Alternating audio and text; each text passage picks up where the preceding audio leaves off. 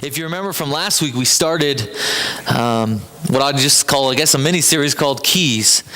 And to open the service, I showed you a little movie clip from The Karate Kid, if you were here. One of my favorite childhood movies. And the significance of that was I was trying to give you an idea where Mr. Miyagi hands keys to Daniel. He lets him pick out the car of his choice, and they're the classic cars. And the scripture reference, which I believe I have on the slides here again, is Matthew chapter 16, verse 19, and just the words, "I'm giving you the keys to the kingdom of heaven. Whatever you bind on earth will be bound in heaven, and whatever you loose on earth will be loosed in heaven." And kind of the main idea behind that is our responsibility to the kingdom of God.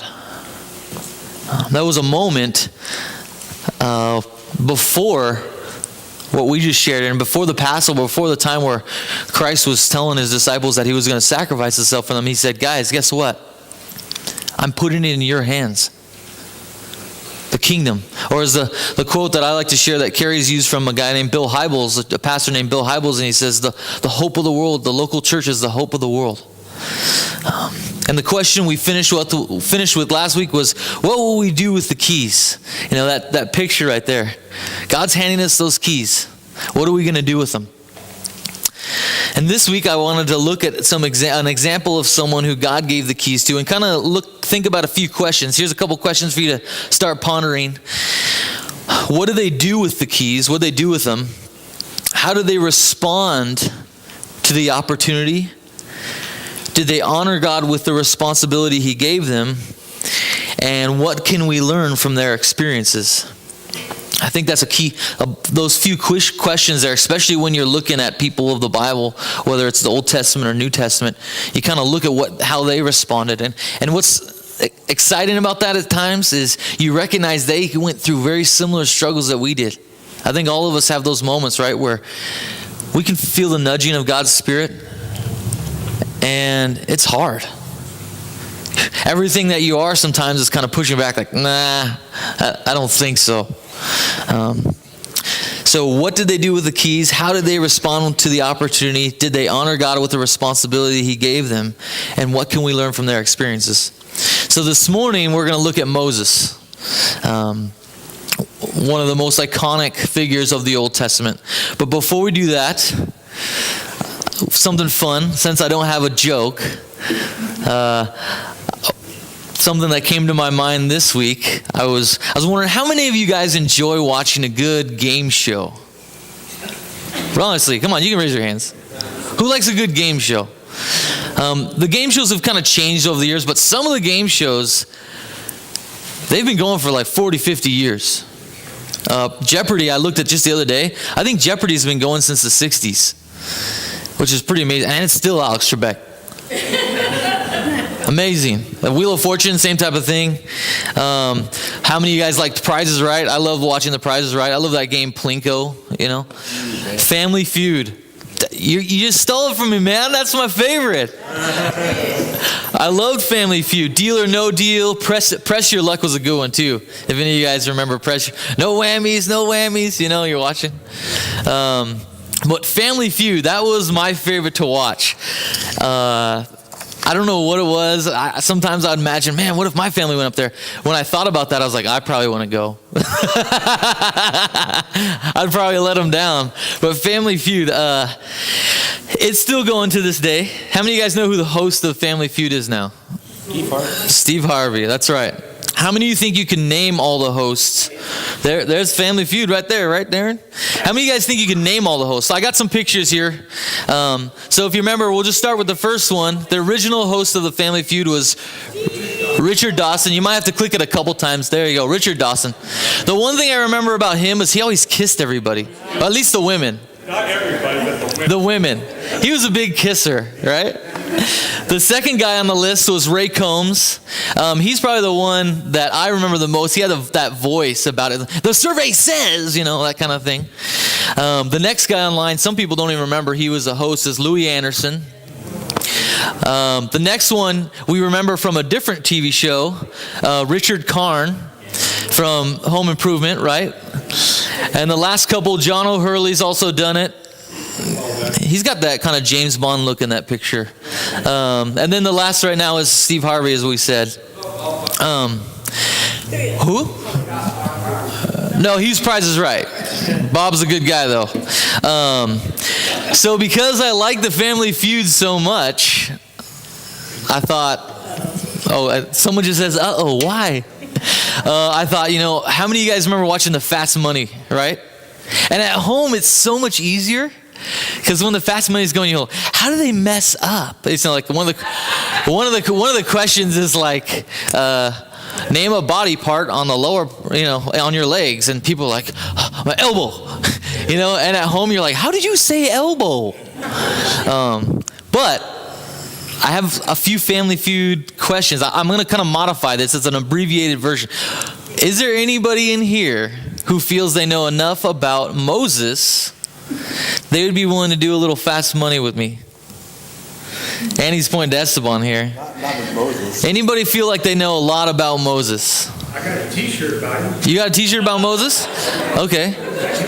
So here, you can, if you click down on that slide again, Mark, it'll show the kind of the 5. I got 5 questions. So maybe if we can just do it together and see how many of you guys know the answer. You might have to click again. Hopefully it's working. I usually just use the arrows when I do it. Makes it a little easier. Anyways, here's the first question. This one should be an easy, should be a gimme. Who was Moses' brother? Aaron. Okay, easy, all right. We're not getting, there it is. So you can click it again. Aaron should show up on there. I remember that special ring that would come out, bring, or whatever it was.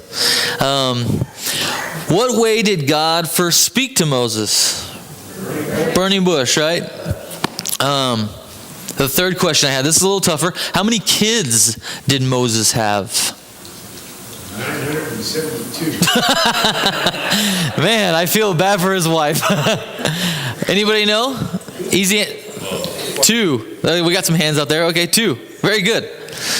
The fourth one, this was hard for me. Kerry actually guessed this morning. I guess that's why he's our leader, so he knows this stuff. Who was Moses' wife? Oh, good answer, Zipporah. And then the last one, how old was Moses when he died? Does anybody know that?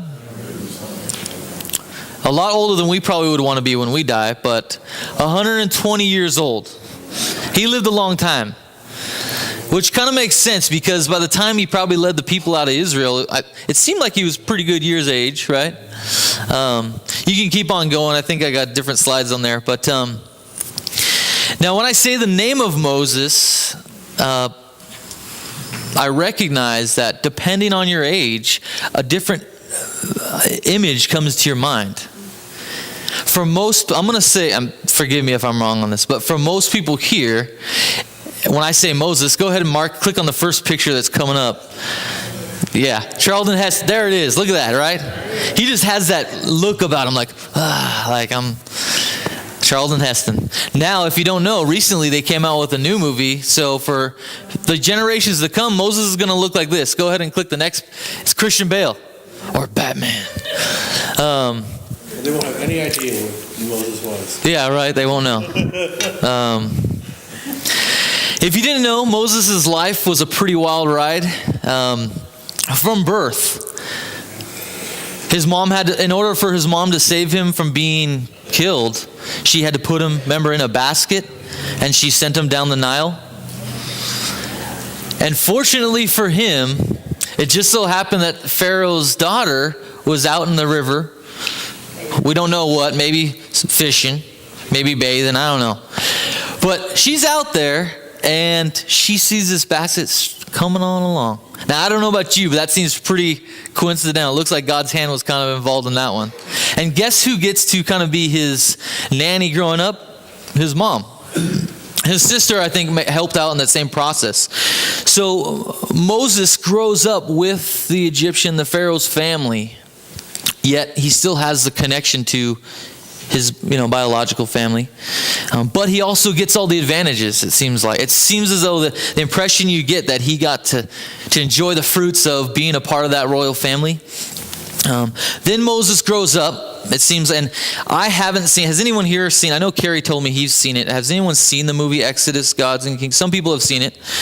And there's some different things that happen in there, but he gets to a point as a man where he's out in the fields, probably because he was part of the royal family. He wasn't doing any work, but he observed an Egyptian guard beating on a Hebrew. And what he did, he goes ahead and that irritates him enough to where Moses kills the guy. And then Moses realized, oh man, I shouldn't have done that. The Pharaoh's probably not going to be happy. So he actually, I think the way it describes in the Bible, he actually puts him in the sand. He like digs a little hole, puts him in the sand. But you got to imagine, at this point, the Hebrews, the Israelites, I mean, there were millions of them. There were tons of them. Someone saw, and by a few days later, people had been talking about it. Anyways, it leads to Moses leaving Egypt and going to a land called Midian. That's where he meets his wife Zipporah. Next, Moses, this is a tough thing I was talking about Carrie with this morning, is sometimes when you're reading, especially things in the Old Testament, it goes from one moment in a person's life to the next. And for us, it seems almost like it's instantaneous. But in reality, it was kind of a long period of time. The next iconic moment that he kind of has is his experience with the burning bush. And at that point, it looks like Moses is, obviously, he's married, he has kids, life had gone on. But what's significant about that, and Moses' encounter with the burning bush, is in regards to our topic this morning, that being given the keys to the kingdom, that's the moment when God says, Moses, I'm going to use you.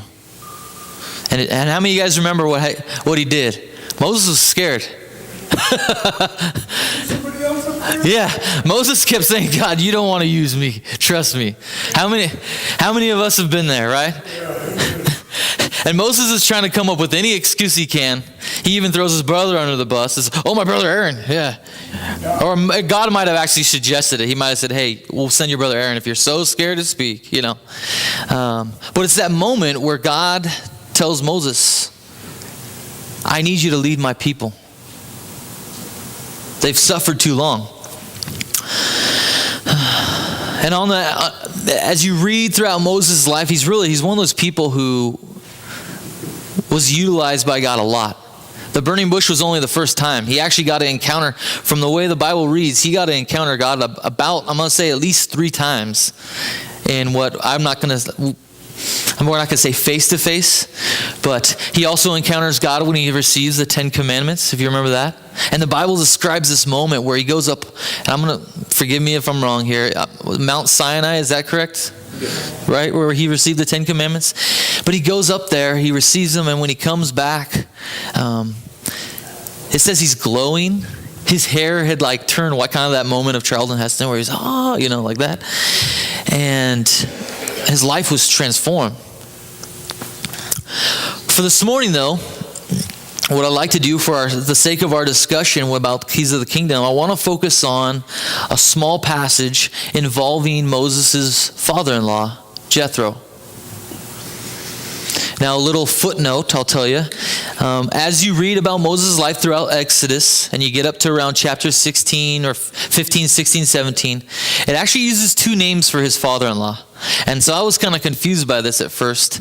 And I was like, what does that mean? But as you read some of the background of it, it was just a different word they used. So the word I'm using, because Jethro's cool, right? Jethro's from... was it Beverly Hillbillies, right? Wasn't one of the dad named? I love that name. And we're going to read Exodus 18, verses 13 through 26. I'm going to abbreviate, kind of paraphrase verses 1 through 12. For reasons, Moses is kind of off by himself at this particular moment. And his family, his wife and kids and father-in-law were coming to meet him. And they're coming to where Moses is kind of leading the Israelites. Again, to give you a visual picture of this, the Israelites at this point, they were a couple million people. This wasn't like us just walking out through the middle. Anybody thirsty back there? I mean, in order to get messages across, in order to communicate with all the people, I can't even imagine how they did it. I can't imagine, as a kid for me, I went to Disneyland with my parents, and I was one of those kids that got the cool harness. Right? Actually, we didn't have the chest harnesses. We had these wrist things. And we were walking along, and my parents, I'd be looking at something else, yank my arms like, oh, like this. And my parents actually, people were like, how dare you do that? And then my dad under his breath was like, you don't know my son. And you imagine what that was like for the Israelites, right? Going through the desert, it was probably crazy. It's like, son, stay over here. You know what I'm saying? So let's read Exodus 18, verses 13 through 26. Again, it's this encounter that Moses has with his father-in-law, Jethro. Go ahead, let's show it up here, Mark. The next day, Moses took his seat to serve as judge for the people, and they stood around him from morning till evening. When his father-in-law saw that Moses was doing for all the people, he said, "What is this you are doing for the people? Why do you alone sit as judge, while all these people stand around you from morning till evening?" Go ahead and click to that next one there. Moses answered him, "Because the people come to me to seek God's will. Whenever they have a dispute, it is brought to me, and I decide between the parties and inform them of God's decrees and instructions." Moses' father-in-law replied, What you are doing is not good. You and these people who come to you will only wear yourselves out. The work is too heavy for you, and you cannot handle it alone. Listen now to me, and I will give you some advice, and may God be with you. You must be the people's representative before God and bring their disputes to Him. Teach them His decrees and instructions, and show them the way that they are to live and how they are to behave. But select capable men from among the people, men who fear God, trustworthy men who hate dishonest gain, and appoint them as officials over thousands, hundreds, fifties, and tens. Have them serve as judges for all the people at all times, but have them bring the very difficult cases to you. The simple cases can be decided by themselves. That will make your load lighter because they will share it with you. If you do this and God so commands, you'll be able to stand the strain, and all these people will be satisfied. Moses listened to his father-in-law and did everything he said. He chose capable men from all Israel and made them leaders of the people, officials over the thousands, hundreds, and fifties, and tens.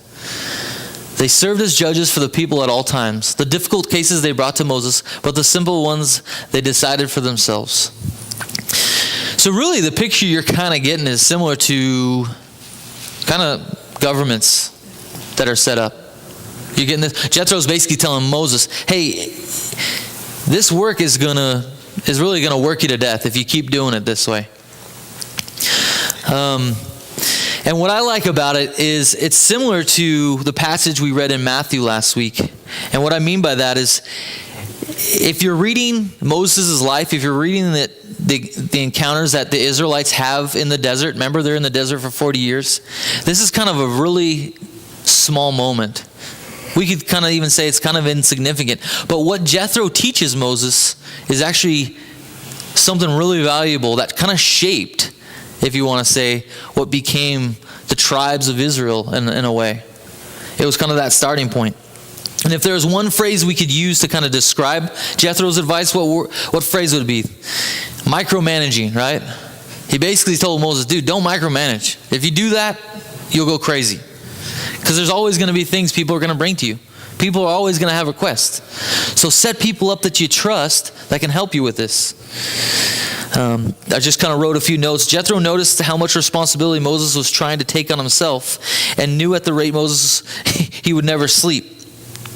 And Moses had kind of adapted, is the word adage right when it's an old phrase? Is that right? Yeah, right. An age-old adage, if you want something done right, do it yourself. There's probably a lot of us in here who've thought that many times in our lives. At Walgreens, at my job, there's times where I think that whether it's simple things like just, I like to stack things a certain way. That sounds really silly, or for me, Amanda, who's not with us right now, but she helps out at the registers at times. I like my bills faced, so the heads need to be turned to the right. Okay? So when I open the drawer and I go to count money, if I'm going to give you change or you're going to give me money or whatever I'm doing, heads face to the right. And they all look at me and they're like, why? And I'm like, because it's clean, it's neat, you don't have bills going all over the place, and I don't even know why it's so significant. It's just one of those things, one of those small OCD ideas, I guess, in my mind. The truth is, I've realized not only through Walgreens, but in my journey with Christ, if you lived your life that way always, it'd be dangerous. God created us to work together, not to rely just on ourselves. And with that, I found an online support, I'm going to call it support group, but it was called MMA. And I'm not referring to mixed martial arts. Maybe you like to watch that. But it's called Micromanagers Anonymous. That sounds silly, but it's actually something that's utilized in the business world. And the focus is really more on leadership for organizations. But it really does apply to, I think, how we take our responsibility in the kingdom. Something I would say personally that Carrie has kind of tried to share with me over the times that I've been here working with him is, he's like, man, like, don't feel like you need to do everything on your own. Get other people involved. Utilize other people where they're good, and that type of thing. And it just makes your job easier.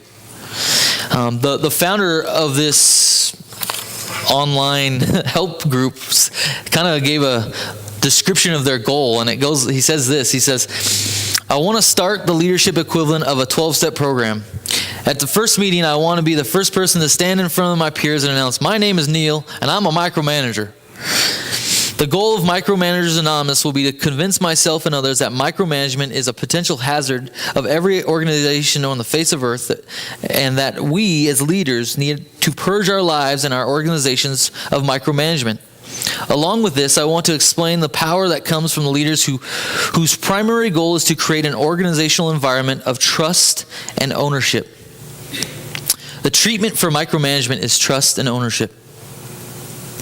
What does it mean to create a culture of trust and ownership? At the highest level, it means that I, as a leader, describe what needs to be done and why it matters, and then I trust my teams to figure out how to make it happen. Trust and ownership free everyone to do their best work. I don't know if you're connecting the dots like I did, but I read that and I thought, man, when Jesus was telling his disciples, I'm going to give you the keys of the kingdom, he wasn't just like leaving them hanging out to dry and say, hey, guess what? You're taking over. Good luck. He had devoted, we said this moments ago, he had devoted his entire life to these guys. He said, your turn's coming up.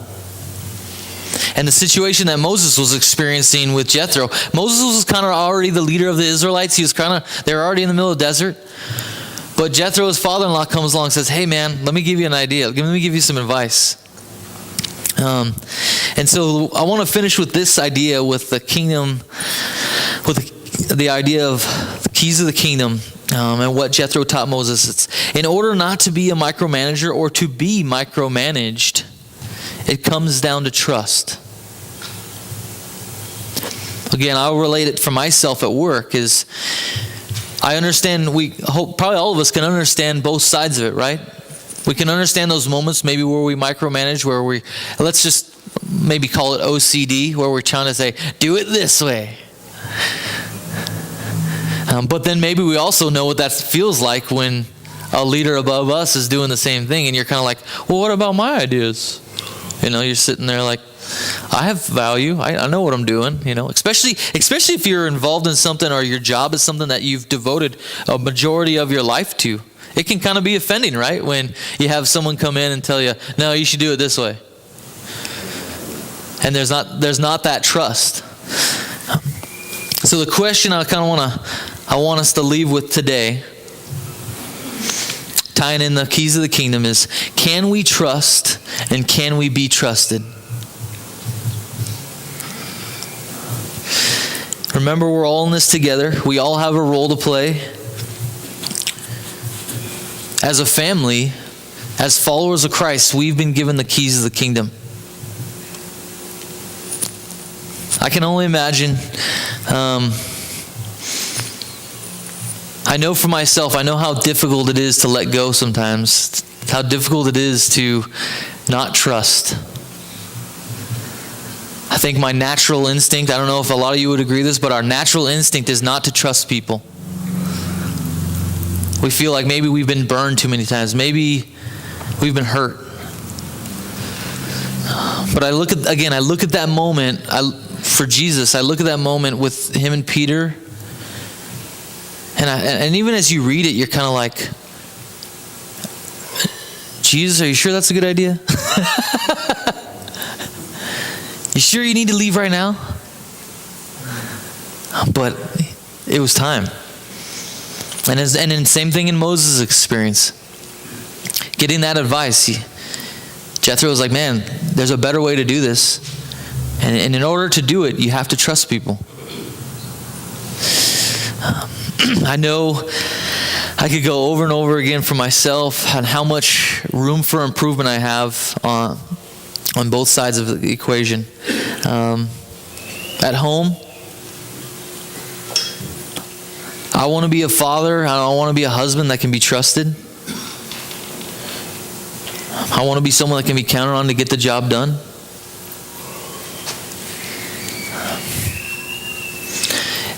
Kind of reminds me sometimes of that quote. We've probably all heard it before, where about your reputation, that it takes a lifetime to build it, but a moment to destroy it, right?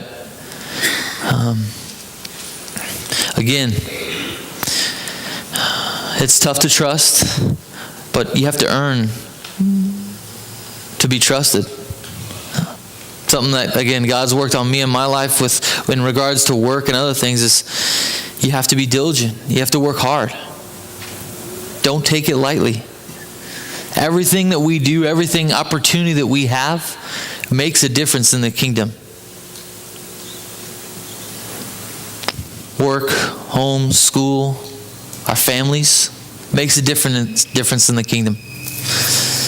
Let's pray. Father, we thank you for this morning.